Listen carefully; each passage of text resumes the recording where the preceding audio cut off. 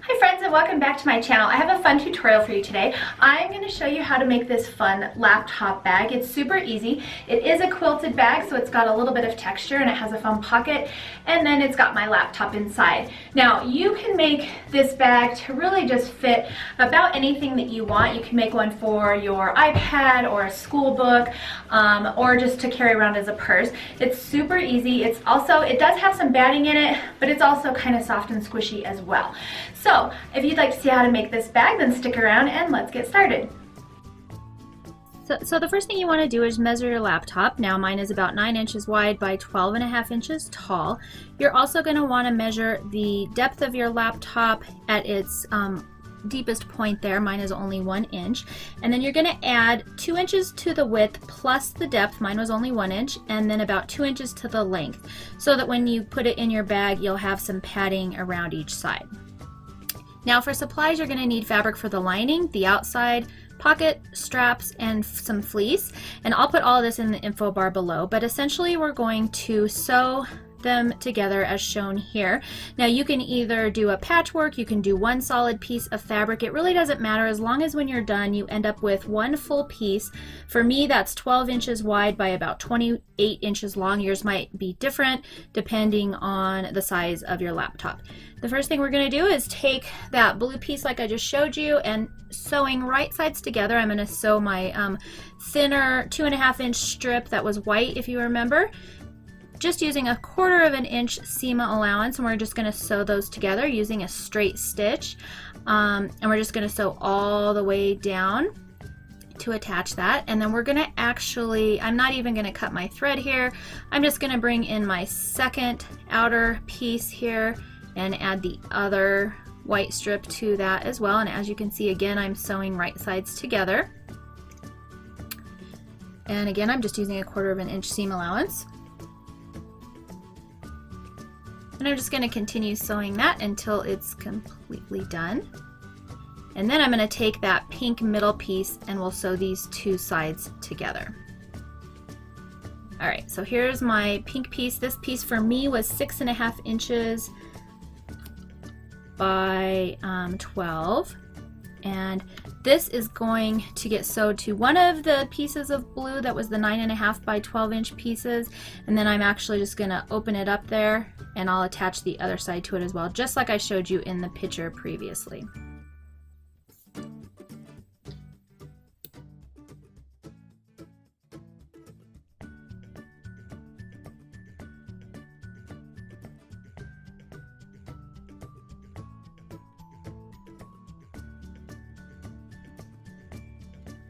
Again, I'm just sewing these right sides together, and then when I am done and we iron the whole thing out, we should have one large piece that's 12 inches by 28 inches. So here I am just ironing it. If you would like, you can kind of make sure that your seams are going opposite directions. So for example, if I do these two going to the left, I might do the other two going to the right, if that makes sense, just so when we fold our bag in half in a little bit, they'll kind of line up. I didn't really bother doing that much. Next step is to take your piece, your finished outer piece, and carefully attach it to the fusible fleece. Now to tell which side is the gluey side, it should have bumps on it, and you'll just want to follow the instructions that come on your fusible fleece lining to attach the outside of your bag to the fusible fleece. Next, we're going to just do some fun little quilting on it. Now, as you can see, I'm just using my 1/4 inch quilting foot, and I'm just doing some diagonal lines. And I'm using that little attachment there that you see to just use as a guide so that I can make all of my diagonal lines the same width apart. You can also use some kind of a disappearing ink pen to draw lines on with a ruler or whatever. I was feeling just kind of lazy enough that I didn't want to do that. Next, we're going to take our pocket pieces, and we are going to take one of the pieces and adhere it to a small piece of fusible fleece.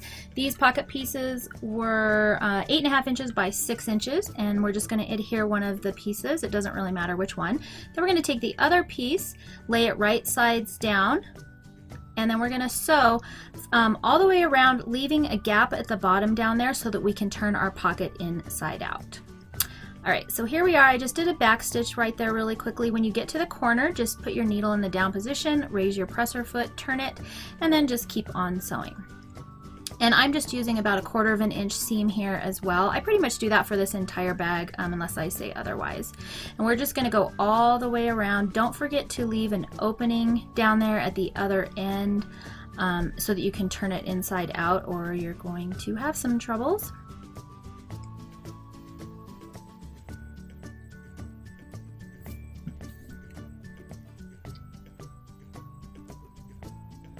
Alright, and then I'm just going to do another back stitch right here when I stop, just so that when I turn it inside out we won't rip it.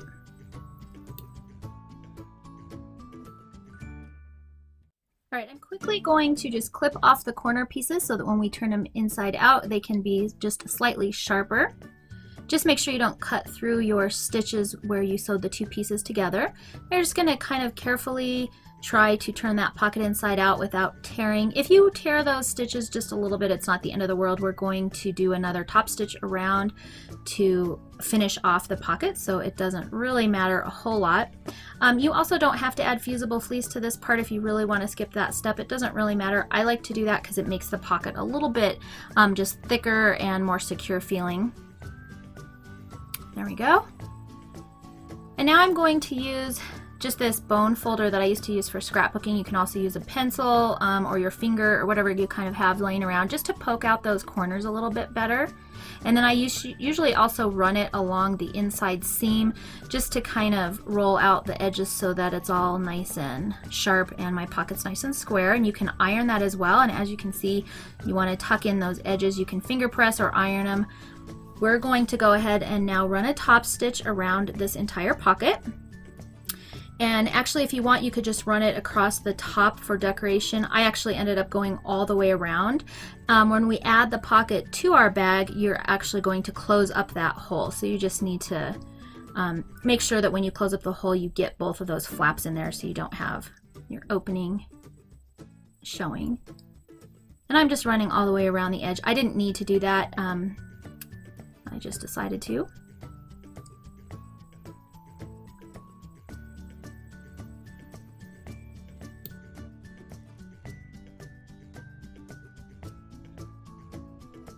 Now we're going to take our outside piece that we already did, and we're just going to attach the pocket to the front of it. And I'm actually just stitching right in my stitch line that I already did.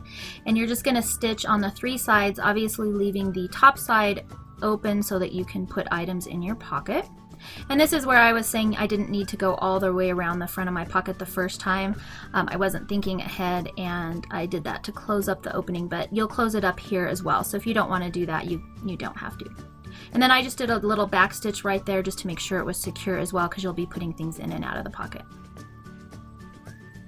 Okay, so your bag should be looking like this. You've got the lining on one side. We're going to fold it in half, and we're just going to sew along both edges there to secure the outside of the bag. So as you can see, I'm just lining up the edges here and stitching along.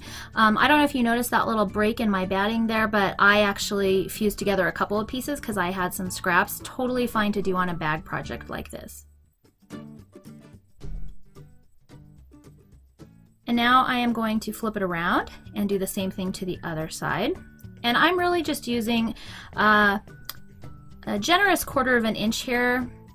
I know a lot of people use 1/2 inches when sewing bags, and that's totally fine. I didn't find it to be necessary for this one. It's not, you know, a super wide bag or anything, and so I think just a generous 1/4 of an inch is totally fine. And now I'm going to take my bone folder again. You can iron it as well, but I'm just going to use it to kind of press out those edges. As you can see, it kind of straightens out some of the bulk of the bag.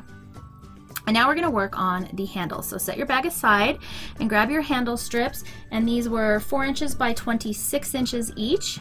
And I'm just going to press a 1/4 of an inch all the way down both sides of the bag, or both sides of the handles. I don't like to have to turn tubes inside out, so that's why I'm doing it this way. If you like to turn it inside out, you could just flip it right sides together, sew it, and then turn it inside out. I don't like to do that, so I'm just going to run a 1/4 of an inch down both sides with my iron, and then fold that in half and press it again. And then that way, all I have to do is run a seam down each edge just for kind of decoration and to seal up the edges. If you want to make these straps a little bit more durable, You can also put a piece of batting down the center of it as well, and then it'll get stitched in when you're doing this right here. So I'm just running a 1/4 of an inch seam along the open edge of that strap. We're going to do this to both straps. And now I'm running a seam down the other side as well. You could use a decorative stitch here. You can do one down the middle. It's totally up to you and what you want your handles to look like. I think it makes them look a little more finished to run seams down both sides like this. And like I said, if you put some batting in there, it will also make them feel a little bit more thick and durable as well. Totally up to you, but you're going to want to do this for both of your strap pieces and then set them aside. Alright, so here is my lining piece, and I put them both right sides together, and we're going to sew down both sides, leaving a hole in one end and leaving the top completely open. So here we are, 1/4 inch seam allowance again. I'm just sewing down the right side of the lining, 2 lining pieces. When I get to the edge, I'm just going to leave my needle in, lift up my presser foot, turn my work, and then I'm only going to sew in a couple of inches at this point, and then I am going to back stitch right there just to kind of secure it so that when we turn the bag inside out we don't tear it. Then we'll just scoot the bag down a few inches, do another back stitch, sew to that corner, turn it, and then we'll sew all the way down this edge. And remember, you're going to have a hole down there in the bottom for turning, and then the top half of the lining is not going to be sewn together at all, and you'll see why in just a second. Okay, so here's my bag, and I've just laid the handles on both sides of my bag. My bag is right side out. They're about 1 inch in from each edge, but you can put them wherever you want, and I've just secured them with those Clover Wonder Clips just like I'm showing you. And you'll put one on both the front and back of your bag. Then you're going to take the lining will be inside out looking. The bag should be right side out looking, and you are going to stuff the whole bag outside with the handles and everything inside the lining like I am showing here.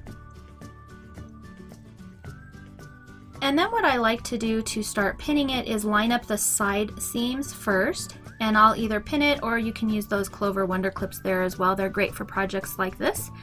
And then make sure your handles are shoved all the way inside so you don't accidentally catch it while you're stitching. And you're going to do the other side seam as well. And then once both side seams are done, I kind of shake it all in there. Just make sure that everything is all the way in, and then you can go back around and pin or clip anything else. Just making sure all of your lining edges and your outside edges and your straps are all caught up within, they're all lined up on that edge and clipped together. And I'm going to do that on both sides here. Just make sure everything is clipped together and straight, just because it can kind of get a little wonky when you shove it inside the bag there.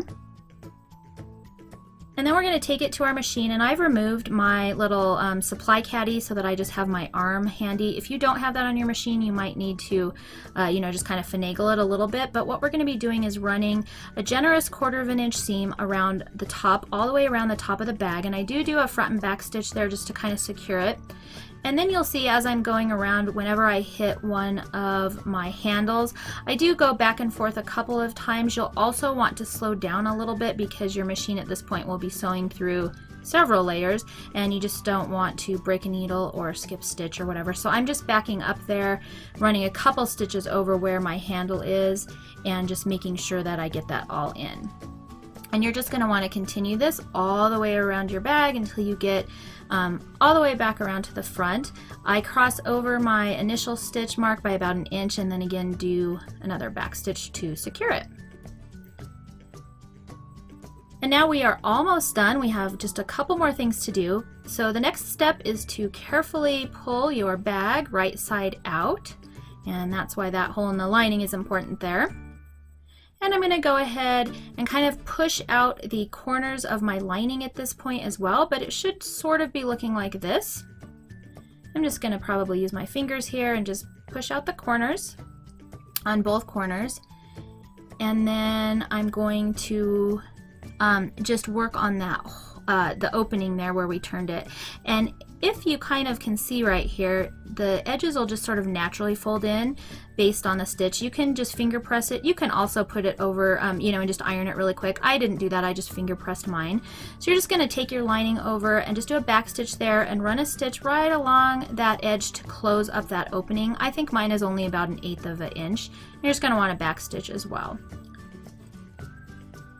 Alright, now we are almost done, guys. We're just going to push the lining back inside of our bag here, as you can show. Just make sure everything is nice and neat, and you will just kind of have to mess with it just a little bit to get that top edge nice so that the inside lining isn't peeking out like mine is right there. You can use an iron to press it. You can also just use your fingers to roll it out. But the next thing we're going to do is run a top stitch right along that top edge, just to kind of finish off the bag, keep the handles in place, keep the lining in place, and I think it just makes the bag look a little bit nicer. And I'm just running just about, I kind of eyeballed 1/4 of an inch or so. It doesn't have to be anything super specific. You can really do whatever you want here, but you just want to kind of make sure everything's all nice and straight and lined up, and just do this top stitch all the way around. It'll help keep your bag, you know, the shape of your bag all nice and neat when you're all done.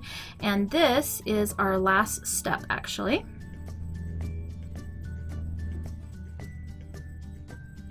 I do also run a little back stitch at the beginning and end there, as you can see as well, just to kind of secure my threads.